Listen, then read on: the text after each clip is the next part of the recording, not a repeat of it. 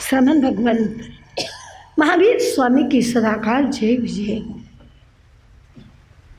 अपने उज्ज्वल तपत्याग के द्वारा जनमानस में आलोक भरी रोशनी फैलाने वाले हमारे आराध्य दैवत, अपने युग के क्रांतिकारी पुरुष, घोर तपस्वी, बाल ब्रह्मचारी, स्वर्गीय परम पूज्य गुरुदेव श्री गणेश लाल जी महाराज साहब, स्वर्गीय परम पूज्य आचार्य भगवान श्री आनंद ऋषि जी महाराज साहब, स्वर्गीय परम पूज्य गुरनी मैया श्री प्रभाकर जी महाराज साहब तथा समस्त स्वर्गस्थ दिव्य शक्तिशाली आत्माओं को हम सब भक्ति सहित शत शत वंदन नमस्कार करते हैं।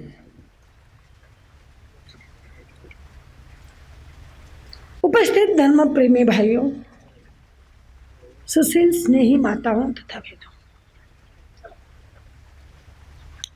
मानव के भीतर में अध्यात्म के क्षण कभी कभी आते हैं और जब आते हैं तब मानव उसे जो पकड़ता है वह सुखी होता है और जो छोड़ देता है वो दुखी बनता है। सुख और दुख कभी कभी कर्मों का फल जरूर है, लेकिन हमारे विचारों का फल भी है। कर्म चाहे जितने अच्छे हो, लेकिन कर्तृत्व अच्छा ना हो तो कर्म क्या करेंगे। एक चोर के कर्म अच्छे होते हैं तो उसे चोरी में फायदा होता है, ध्यान रखो। एक चोर के पुण्य का उदय होता है तो उसे चोरी में फायदा मिलता है। एक रोड के ऊपर बैठे हुए भिखारी के शुभ कर्म का उदय आता है तो उसे उसके भीख में भी अच्छी चीजें मिलती हैं। एक राजा के राजकुमार के शुभ कर्म का उदय आता है, पुण्य कर्म का उदय आता है तो उसे राज्य मिलता है। एक सेठ के पुण्य कर्म का उदय आता है तो उसको क्या मिलता है, वैभव मिलता है। मतलब यह है कि हर बात कर्म पर भी नहीं होती है, कुछ बात जन्म पर होती है, कुछ बात कर्म पर होती है और कुछ बात कर्तृत्व पर होती है। कि तुम्हारा कर्तृत्व चोर का है, तुम्हारा कर्तृत्व भीख मांगने का है, तुम्हारा कर्तृत्व 2 नंबर के धंधे करने का है।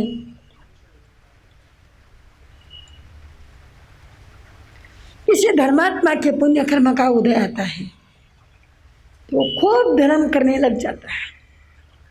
किसी संत के पुण्य कर्म का उदय आता है तो आचार्य, युवाचार्य या बहुत बड़े पद को प्राप्त होता है, या आचार्य युवाचार्य ना भी बने तो गुरुदेव गणेश लाल जी महाराज साहब का जैसे पुण्य प्रताप का उदय आता है तो ऐसा व्यक्तित्व निखरता है। तो क्षेत्र अलग अलग है, पुण्य सबके समान है। और जिस क्षेत्र में जो है उस क्षेत्र का उदय, उस क्षेत्र में उन्नति होती है उसके पुण्य का उदय आने के बाद में। अब उसके अंदर चोर के पुण्य कर्म का उदय आया और उसने चोरी कर ली तो पुण्य के साथ में पाप का बंध होता है। किसी भिखारी के पुण्य कर्म का उदय आया, पुण्य के साथ में पाप का बंध होता है।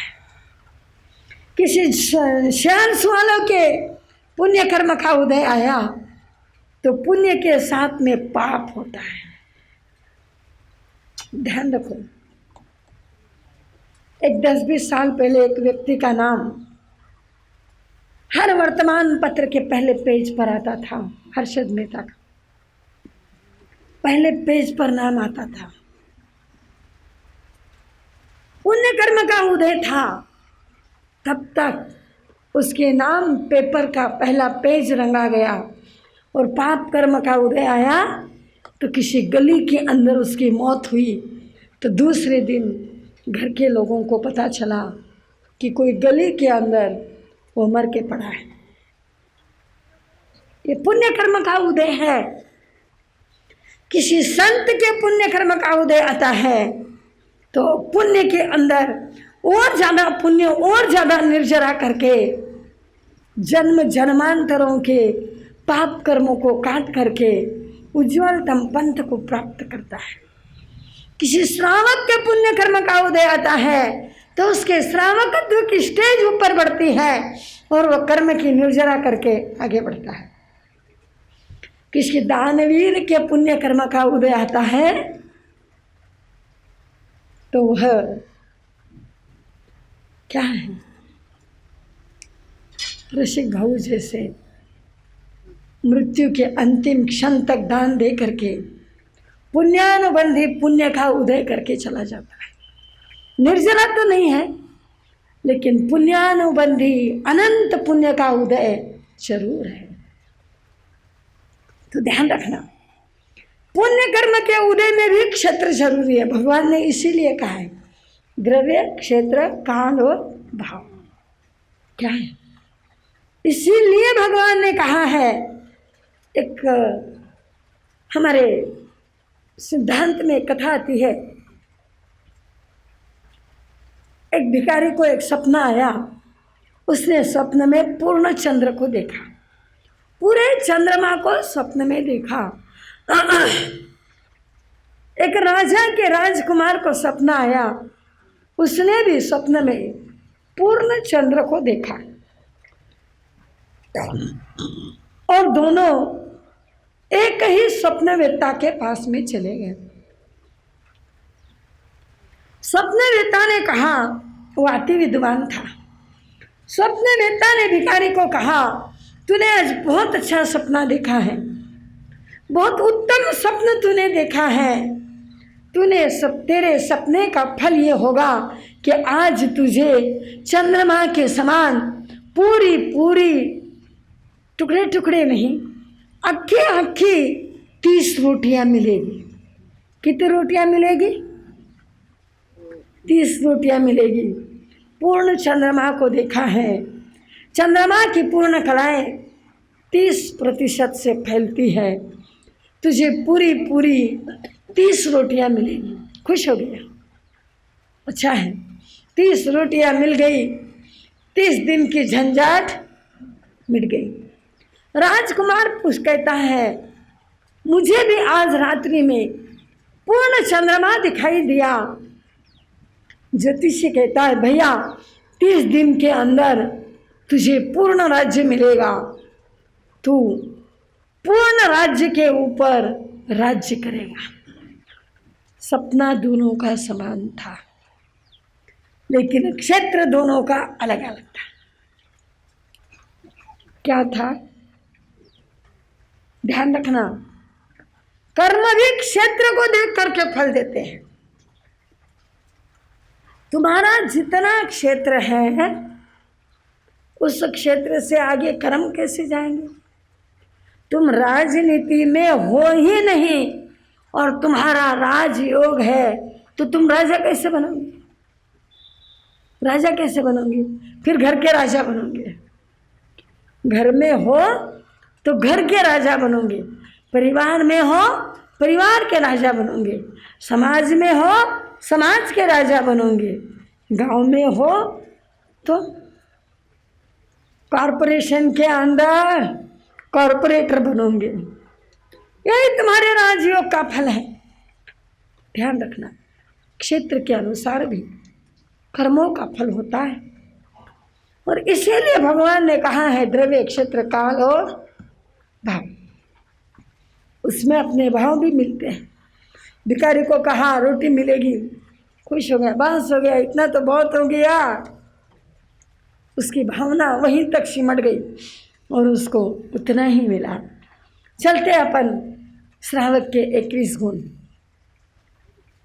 पहला गुण देखा अक्षुद्रता, दूसरा सौम्यता, तीसरा लोकप्रियता, चौथा अक्रूरता, 5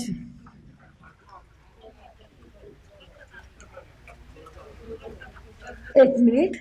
पहला क्षुद्रता, दूसरा स्वस्थता, तीसरा सौम्यता, चौथा लोकप्रियता, 5वां अक्रूरता, 6ठा पाप भीरुता, 7वां अशठता, 8वां सुदक्षता, 9वां लज्जावान, 10वां कृतज्ञता, 11वां दयालुता, 12वां मध्यस्थता, 13वां गुणानुरागिता, 14वां नम्रता, 15वां प्रिय संभाषण। और आज प्रिय संभाषण, प्रिय संभाषण यानी क्या? मधुर। प्रिय बोलो, प्रिय बोलो, प्रिय बोलो, मधुर बोलो, अच्छा बोलो, प्रिय संभाषण। और आज का कितवा गुण है? 16वां गुण है, बराबर। आज का 16वां गुण है दानवीरता। आज का 16वां गुण कौन सा है? दानवीरता। प्रिय संभाषण, भाषण नहीं, भाषण तो सभी देते हैं, लेकिन संभाषण जहाँ विवाद होता है वहाँ झंझटें खड़ी होती है। और विवाद को मिटाने का एक ही उपाय है और वो है संवाद। कौन सा? संवाद। और श्रावक का गुण है संभाषण, प्रिय संभाषण। और आज का गुण है दानवीरता। श्रावक का कितवा गुण? 16वां, बराबर ध्यान है। 16वां गुण है दानवीरता। श्रावक के मन में, श्रावक के विचारों में, श्रावक के जीवन में दानवीरता ये गुण आना ही चाहिए, दान होना चाहिए। भगवान ने आत्म कल्याण करने के पहले, भगवान ने मोक्ष मार्ग में जाने के पहले पहला ही दरवाजा यदि किसी का खोला हो तो वो खोला दान का। पहले दान, शील, तप और भाव, दानवीरता। दान देने में वीर हो, दान देने में कैसा हो? वीर हो। दान तो सभी देते हैं, सभी लोग कहते हैं, किसी को भी पूछो कोई नहीं कहता है महाराज साहब हम खूब दान करते हैं। कितना दान करते हैं? किसी को भी, अभी इतने लोग यहाँ बैठे हैं, सबको पूछने दो, सभी कहेंगे महाराज साहब हम खूब दान करते हैं। लेकिन ऐसे नहीं, दान खूब करते नहीं हैं, दान को खूब समझते। हमने जो दिया है उसको खूब समझते। एक रोटी किसी गरीब को दी है तो समझ लेते हैं कि हमने दान दिया है। 10 रोटी खुद ने खाई, वह नहीं समझते कि हमने 10 रोटी खाई तब 1 रोटी दी है ना। कितना देते हैं? कितना देते हैं? 100-200 साड़ियाँ घर के अंदर पड़ी हैं, तब कोई जिंदगी में 2-4 दान देते हैं, जिंदगी भर में 2-4 साड़ियों का दान देते हैं और कहते हैं महाराज साहब हमने खूब दान दिया। खूब यानी कितना, खूब का मतलब कितना, उसकी लिमिटेशंस क्या है। जैसे रेंट पे रहते हो तो घर के रेंट की एक लिमिटेशंस है कि इतना रेंट देना ही है। जैसे आप हॉस्पिटल में जाते हो तो उस डॉक्टर की एक लिमिटेड फीस होती है कि आपको इतने इस डॉक्टर के पास में जाओगे तो इतनी फीस आपको देना ही है। वकील के पास में जाते हो तो वकील की इतनी फीस हमको देना ही है। क्या ऐसा कभी आपने सोचा है कि इतना दान हमको देना ही है? सोचते हो? सोचते हो? भगवान ने ये कहा है कि मानो अतिथि समविभाग व्रत, 12वां व्रत अतिथि समविभाग व्रत जो मात्र एक मानव कर सकता है। बाकी 11 व्रतों का पालन तो तिर्यंच भी कर सकते हैं। गाय, भैंस, गधा, घोड़ा, बकरा, मेंढक, मेंढक जैसा भी प्राणी 11 व्रतों का पालन कर सकता है। एक मृग जैसा भी प्राणी हमारे यहाँ वर्णन आता है, नंदन मनियार की जीव का वर्णन आता है। पहले भव में मेंढक था और मेंढक होते हुए भी 11 व्रतों का पालन करता था। हर महीने में 2 पोषित करता था। मेंढक का जीव, मृग का जीव हमारे सिद्धांत कहते हैं। लेकिन 12वां एक व्रत ऐसा है कि जो मात्र मानव कर सकता है, और वो कौन सा है? अतिथि समविभाग व्रत। ध्यान रखना, अपना जो कमाई है, अपना जो व्यवहार है, अपना जो व्यापार है, उसके सम विभाग करो। एक विभाग बिजनेस में लगाओ, एक विभाग परिवार के लिए रखो, एक विभाग बैंक बैलेंस के अंदर रखो और एक विभाग दान के लिए निकालो। कितना भाग करो? ठीक कितना भाग करो? ठीक कितना भाग करो? सम विभाग भगवान ने कहा है, शब्द वापरा है सम विभाग। श्रावक के लिए ये कहा है कि सम विभाग करो तो जिंदगी मस्त बीतेगी। उन्होंने ये नहीं कहा संसार मत करो, उन्होंने ये नहीं कहा बैंक बैलेंस मत रखो, उन्होंने ये नहीं कहा कि ये मत करो, लेकिन उन्होंने ये कहा कि सम विभाग करो। और जिस दिन सम विभाग हो जाएगा उस दिन श्रावक का दानवीरता का लक्षण जो है सन्मुख आ जाएगा। कितने प्रकार के दान हैं, ज्ञानियों ने 9 प्रकार के दान बताए हैं। कितने प्रकार के? 9 प्रकार के दान बताए हैं। पहला है अभय दान, दानान सेठम अभय पयाणम। अभय दान, कौन सा दान? अभय दान। कल ही यहाँ पर घोषणा की गई थी कि बकरी ईद आ रही है। उस दिन कम से कम हम उन जीवों का क्या कल्याण कर सकते हैं, लेकिन हम उन जीवों के लिए ये प्रार्थना करें और एक आयम्बिल करें, एक आयम्बिल करें। छुड़ा सके तो एक बकरा छुड़ाए, छुड़ा सके तो एक बकरा छुड़ाए।